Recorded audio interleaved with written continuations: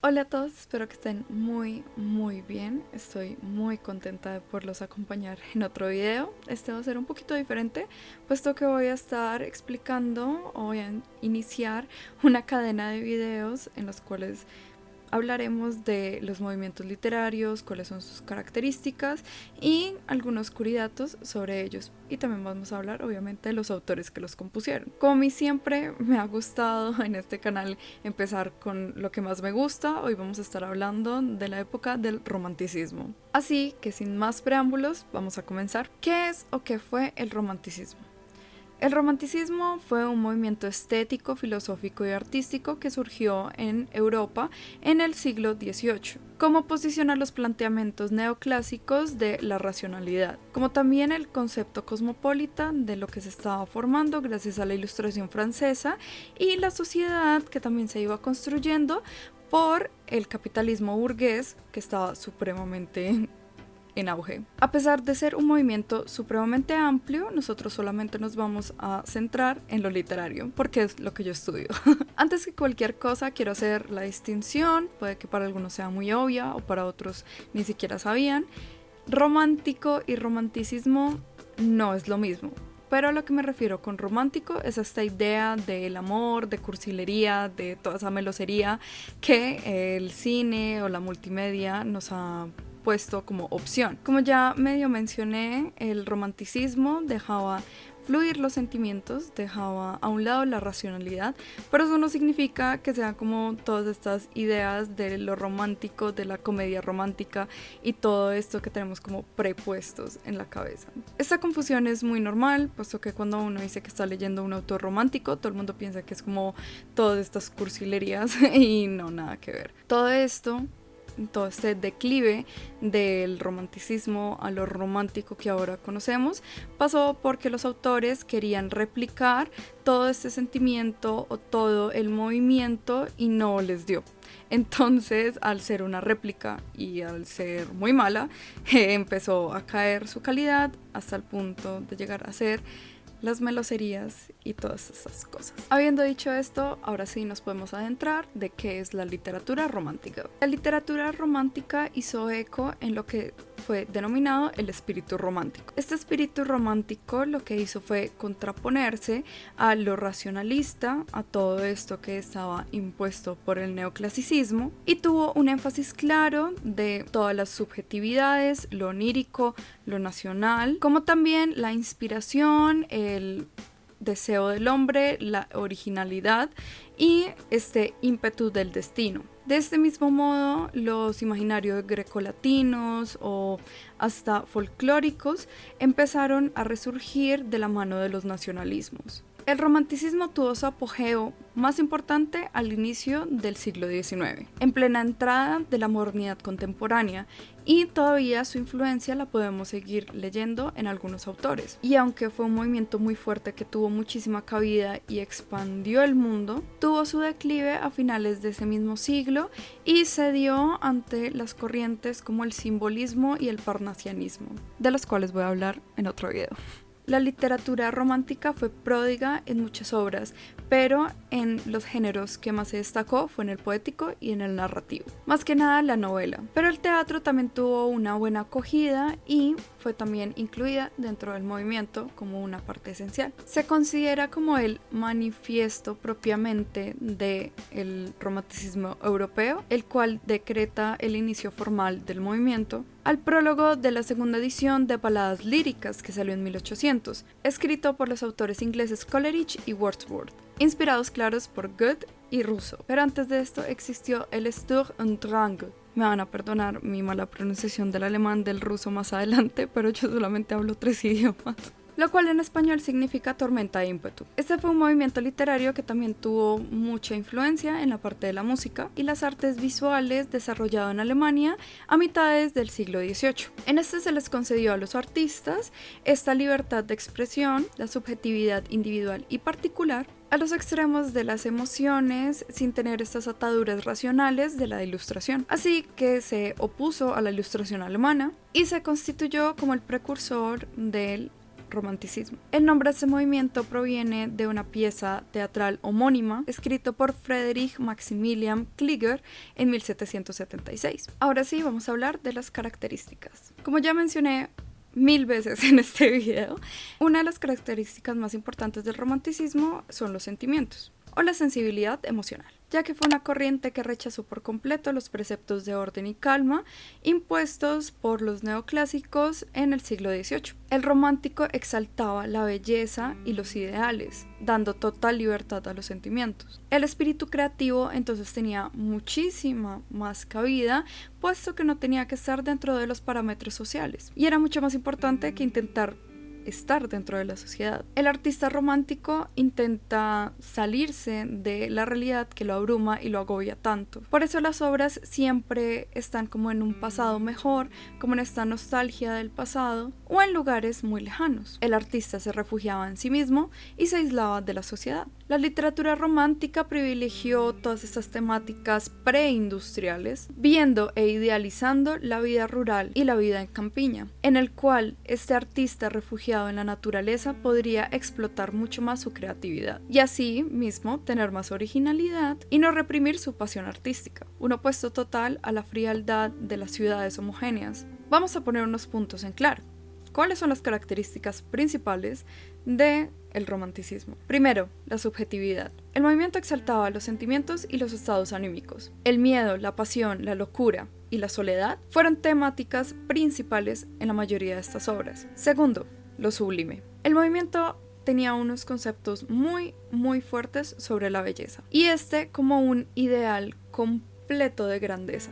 Era aquello incomparable, de gran magnitud. De ahí el uso de símbolos para la exaltación de este genio, héroe romántico. Tercero, la naturaleza. Este movimiento aportó un imaginario de naturaleza o del campo. Este paisaje, esta naturaleza, era una metáfora para el mundo interior. Era el interior del individuo, no una mera escena o un background. Cuarto, el nacionalismo. Este es el que más los artistas latinoamericanos románticos tomaron parte. El movimiento se caracterizó por la búsqueda de la identidad, no solamente individual, sino colectiva a partir de la herencia y de las raíces, como también el sentido de pertenencia. El concepto de cultura popular estaba muy presente dentro de las obras, donde las ilustraciones como la francesa veían una oportunidad para la ciencia, la universidad y todos estos conceptos del hombre, intentando dar patrones universales a todo el pensamiento humano. El romanticismo valoró más la parte nacional, lo individual, prefiriendo recuperar tradiciones casi siempre olvidadas y locales, apostando más por lo de antaño en vez del progreso que la ciencia quería traer. Ya entienden por qué digo que a los latinoamericanos les encantaba eso. Quinto, la nostalgia del pasado. Los románticos rechazaban por completo todo lo que había pasado después de la Revolución Industrial. Este progreso dramático que estaba amenazando la individualidad y la unión entre hombre y naturaleza les pareció escandaloso. Por eso se idealizaban estas épocas anteriores, casi siempre la Edad Media, en el cual el hombre rural, el hombre campesino o el hombre que se la pasaba pues como corriendo en campos de lirios era lo mejor.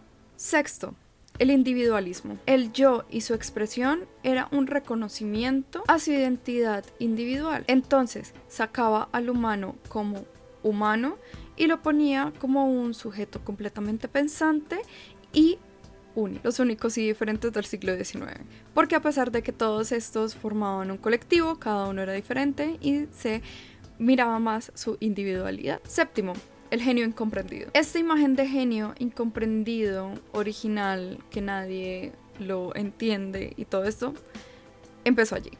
Es un genio romántico que su creatividad, su imaginación, su vida súper atormentada, era lo que lo hacía valioso y lo que hacía que fuera un genio, y por todas estas cosas debería tener mérito. Octavo, el carácter onírico. Se expone situaciones y emociones directamente relacionadas con los sueños, las pesadillas y las fantasías. Expone situaciones en las cuales la mente se libera tanto durante estos sueños, poniendo así en la mesa temas muy tabúes para la época, como la magia, las transformaciones, la oscuridad, hasta lo satánico. Noveno, el destino.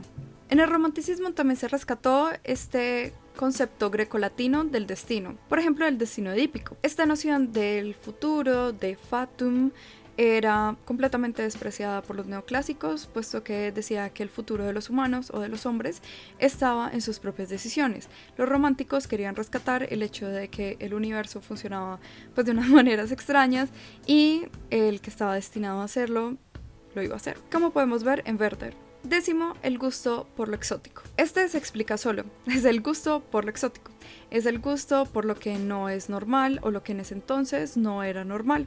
Todo lo que estuviera por fuera de los márgenes sociales o de lo cotidiano. El romanticismo fue sumamente popular en Europa y en América. Este último experimentó el romanticismo, pero muy tardío, aunque eso no le quita la fuerza, en especial en América Latina. Por sus intereses nacionales, es importante que diferenciemos los romanticismos según naciones. Normalmente se estudian por países. El más conocido de todos, o el papá de todos, es el romanticismo alemán. Es el primero en originarse y el que se expandió el movimiento por toda Europa. Algunos de sus autores más importantes son Johann Wolfgang von Goethe, Novalis, Friedrich Schiller, Hölderlin, Heinrich Heine y Georges Büchner. El romanticismo francés tuvo su auge en el siglo XIX y echó mano a las lenguas provenzales y a la tradición francesa pre-revolución. Algunos autores son Jean-Jacques Rousseau, François-René de Chateaubriand, Victor Hugo, Gérard de Nerval, Alexandre Dumas, padre e hijo, y George Sand. El romanticismo inglés es uno de los más celebrados y más conocidos en todo el mundo. Surgió casi a la par que en Alemania y manifestó cierto apego hacia la Edad Media, en especial en sus relatos, la novela histórica y la desconfianza ante el naciente imperio de la ciencia humana. Algunos autores importantes fueron William Blake, William Wordsworth, que ya habíamos hablado de él, John Keats, Percy Bysshe Shelley y su esposa Mary Shelley, precursora de la novela gótica, pero eso voy a hablar en otro video otra vez. Samuel Taylor Coleridge, Lord Byron, Thomas de Quincey y Walter Scott. El romanticismo español tiene un tratamiento muy diferente, puesto que después de muchos años de oscurantismo en España, hablo de oscurantismo religioso, el romanticismo llegó tarde y sostuvo una vertiente más íntima, más bien poco dada de los temas sociales o políticos, que surge en la segunda mitad del siglo XIX. Un autor romántico español muy conocido es Gustavo Adolfo Bécquer. El romanticismo italiano sostuvo muchísima inspiración del alemán. Tanto así que la primera novela italiana moderna, escrita en este periodo, se hizo a imagen y semejanza de Werther de Goethe. Algunos autores son Ugo Foscolo, Giacomo Leopardi y Alessandro Manzoni. El romanticismo ruso es muy importante puesto que puso la lengua rusa como creación literaria, la expuso y la autorizó a ella, algo que no se estilaba hasta su llegada en el siglo XIX, con sus grandes poemas épicos y nacionalistas. Algunos autores son Alexander Pushkin, Vasily Zhukovsky, Konstantin Batyushkov, Kondraty Ryleyev y Dmitri Benevitinov.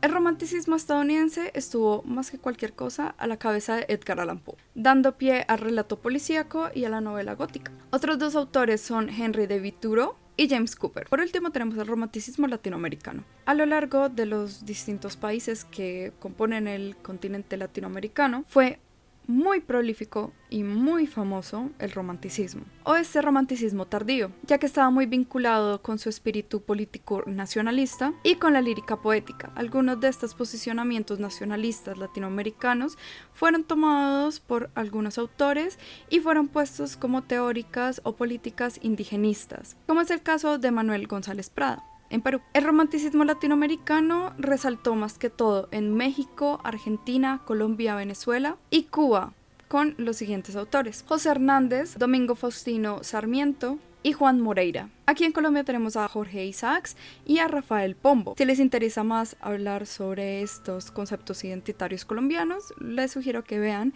mi video de por qué la literatura colombiana no ha avanzado, que debe estar por aquí arribita. No sé en qué lado. En México tenemos a Mariano Azuela y a Manuel Acuña. En Cuba tenemos a José Martí y a José María Heredia. En Chile, Alberto Blest Gana. Y en Venezuela, Eduardo Blanco y Juan Antonio Pérez Bonalde. Ahora les voy a recomendar qué podrían leer si se quieren adentrar en el romanticismo. Primero tenemos un poema muy bello que se llama Rima del anciano marinero. Es de Coleridge. Y Iron Maiden, en su álbum Power Slave, le hizo una canción que se llama así, Rime of the Ancient Mariner.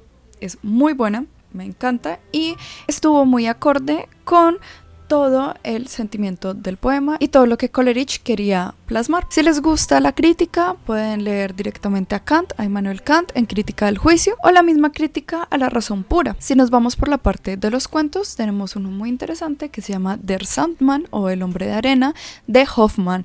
Este lo podríamos relacionar también con la canción del álbum Metallica, Enter Sandman, pero no está completamente dicho de que sea una correlación directa. Otro cuento o un capítulo que no estuvo dentro del Drácula de Bram Stoker es El huésped de Drácula.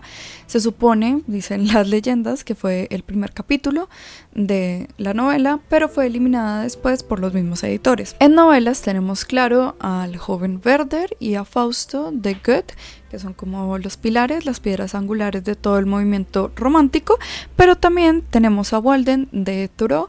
Es una novela bastante importante, es muy bella y tiene dentro todo este concepto de hombre y naturaleza, y cómo el hombre romántico tenía que adentrarse en la naturaleza para poder darse cuenta de quién era él mismo. Y si hablamos de sí mismo, tenemos El extraordinario caso de Dr. Jekyll y Mr. Hyde de Robert Louis Stevenson. Es una novela espectacular, a mí me fascina, me la he leído varias veces, puesto que me inquieta mucho y me gusta entender cuál es la dualidad del alma, esta dualidad del hombre que se divide en día 1 en hombre salvaje por la noche, y es muy interesante poder entender esto tanto desde la parte Freud de lo ominoso, como también desde una mirada homoerótica de Dr. Jekyll y Mr. Hyde. Los hermanos Grimm también hacen parte del movimiento romántico alemán, y todos sus cuentos, o la mayoría de estos, como La Cenicienta, hacen parte de este rescate del folclore o de las tradiciones perdidas que hablamos en los puntos anteriores. No puedo nunca dejar de hablar sobre Schiller, estoy completamente enamorada de ese hombre, y en sus cartas sobre la educación estética del hombre tiene unos puntos bastante importantes que son muy interesantes de analizar, así que si les gusta leer ya más, no tanto ficcional, sino algo más centrado, pues lo podrían leer, al igual que los poemas de La locura de Hölderlin, que obviamente él ya estaba como medio deschavetadito cuando los escribió, o también podemos leer los poemas de Emily Dickinson. Si ustedes son unas personas que les gusta estar encerrados todo el tiempo y no es por solamente la pandemia, Emily Dickinson es su poeta.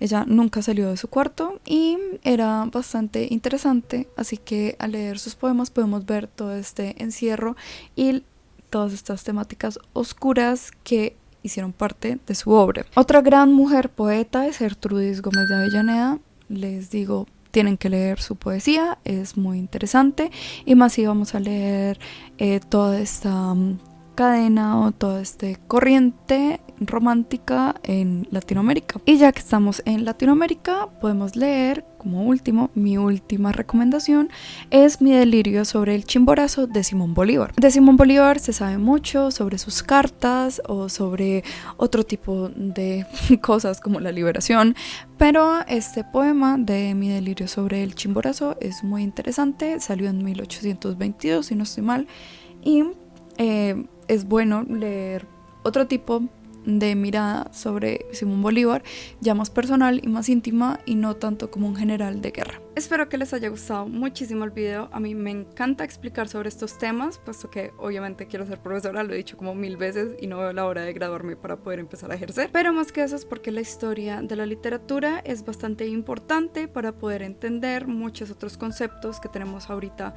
hoy en día, en la historia contemporánea o en el presente, y nos ayuda a moldearnos no solamente como seres humanos pensantes de esta tierra, sino también como pasar de lectores aficionados a lectores experimentados. Pueden seguirme en mis redes sociales que van a estar apareciendo por acá. El link de mi canal secundario en la parte de abajo, como siempre les digo, para que me conozcan un poquito mejor, sepan más de María Paula y no de María Poquita. Y espero que estén muy bien. Nos vemos en el siguiente video.